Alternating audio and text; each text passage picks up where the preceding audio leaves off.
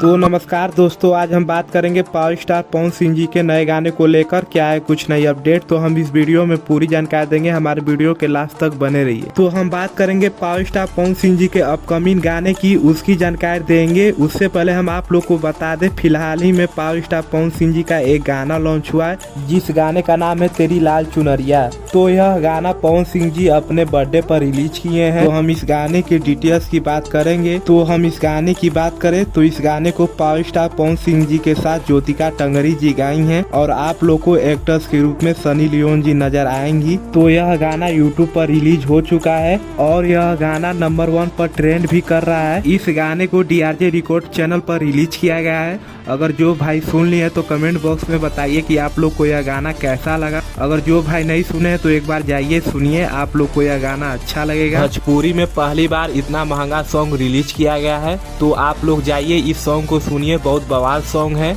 और बात करें अपकमिंग गाने की, तो बहुत सारे गाने की शूटिंग कंप्लीट हो चुकी है। जैसे एक गाने की शूटिंग हुई है प्रिया रघुवंशी जी के साथ, जिसकी शूटिंग 1 महीना पहले ही हो चुकी है, लेकिन पावर स्टार पवन सिंह जी के बर्थडे के कारण उस गाने को रिलीज नहीं किया गया। अब बर्थडे समाप्त हो गया है तो बारी बारी से सब गाना रिलीज किया जाएगा।